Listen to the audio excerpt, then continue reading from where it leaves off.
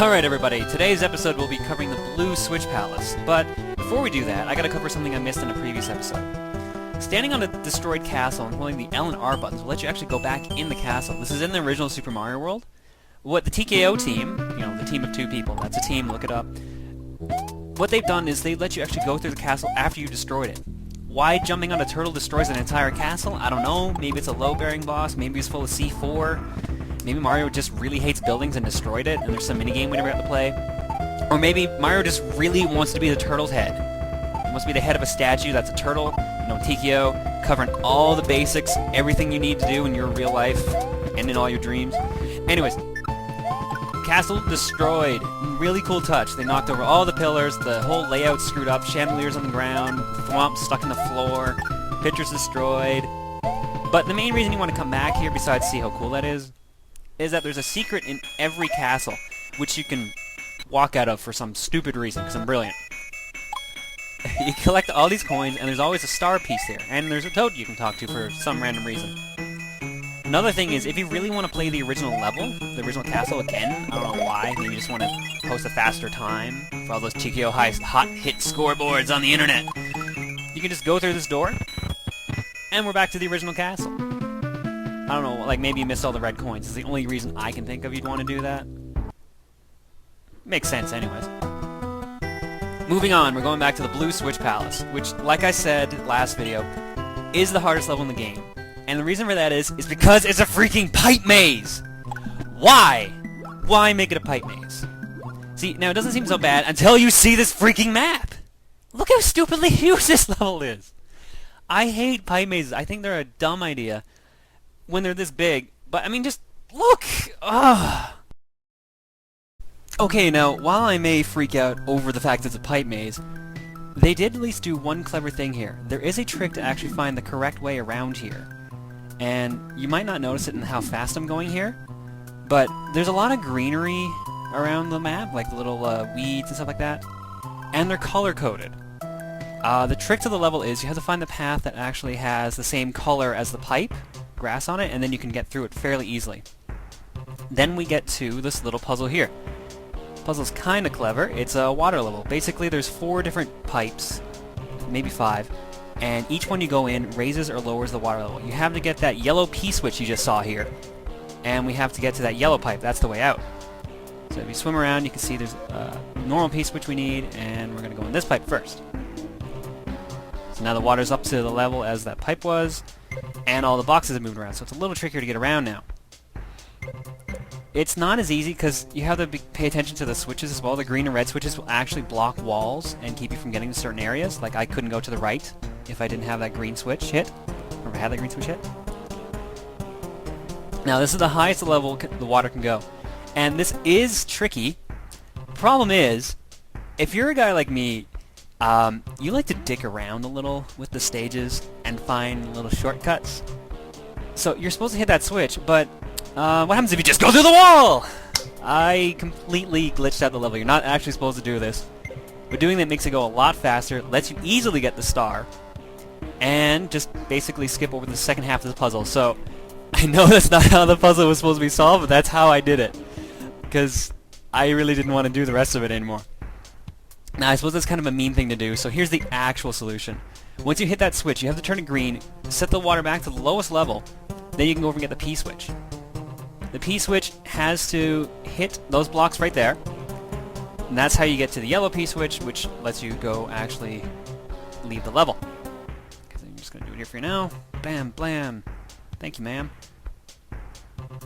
Now, you might notice that a star is also there as well. So if you grab the P-switch, this is how you do it from when you grab the P-switch. You actually, if you are big, you're going to have to redo the whole puzzle.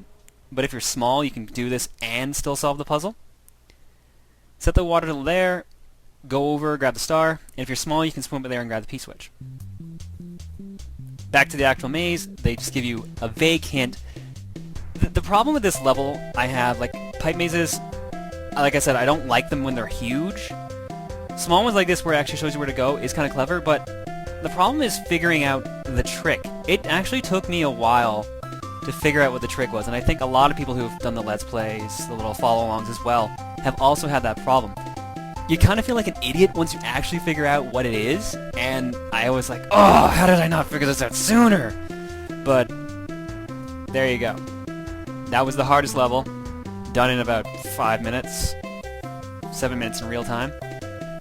And we continue by going back to Sally's Reef. Now remember I said last video there's a trick to getting this little jump? There, if you hit it at just the right point, switch it, the rope will actually jump over to the second half and you can skip doing all the other switches. It's kind of tricky though.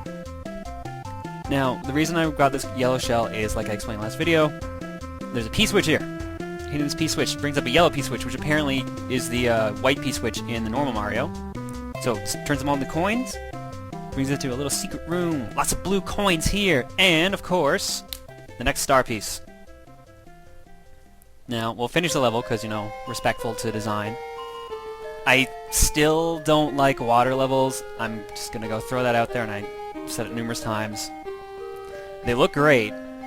They're just boring to watch. They're a good pace killer too, unless like you just had like you need a time to cool down. If you had like a lot of heavy action segments, then a water level is perfect because it just winds you down a little and just gets you a little prepared for the next section.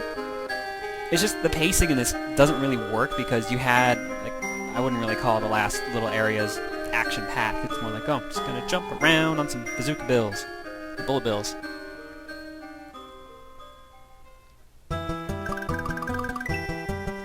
Now, we've unlocked the second Toad House, which is where you save the game, but it also gives you a special item, and you're gonna need this item if you want to find all the star pieces in the rest of the game. And that is the inventory springboard, which I'm going to ignore for a while, apparently. There you go. Now they even point out that you can swim faster, and there's also certain areas you need the springboard for. And once you have the springboard, you can get all 10 stars. You need to beat all the other levels first. Now, for Ponderous Puddle. Gee, guys, I wonder what kind of level this is going to be. Could it be a swimming level? Yeah, it is. Another swimming level. It's the last one, though. I think. I hope. It's probably not. Just going through this, I love the music in this just because it kind of sounds like that song from Requiem for a Dream where it's like da-na, da-na, na-na-na-na-na. Like you can hear it in the music. I don't know if it's inspired by that or it's just a weird coincidence. But this level's also just really weird because it's like half land and half water, and the second half of the water level is an ice layer area? Doesn't really make sense design-wise. And the land areas really don't do much for it. The only one good thing about the land area is that having it here lets you bring up the secret exit. Because if you put a springboard there, you can walk across and you got a key. And that'll bring us to Ruka's Beach, sorry. But if you go back over here, springboard over there, it's a little tricky jump. It will take you straight to the end of the level, but that skips like half the stage, and as much as I'd like to do that, I gotta show it all off. Plus there's another star in this area, so that'll put us up to 4 star pieces. Even though I did have some earlier, the ones I no longer have there will probably be recapped in the last vid. Just gonna swim through here. It would have been smarter to keep it in my inventory, but jumping over here brings us to the next star piece, and to a little extra side area with a bunch of coins. Delicious, delicious coins. And this is the first time you can really see the blue blocks actually kind of helping us. They've sort of been helping earlier in this stage with just blocking off enemies, but it's more prevalent there when we can actually access items. Also, if I still had my springboard, I could jump up here and get a 3-up moon and just get a shortcut to the end of the level. There's a pipe there that just takes you to the warp, but the star, the end sign, is actually just over the pipe, so you can just jump it and completely ignore taking the little warp pipe. So I don't know why they bothered putting it in.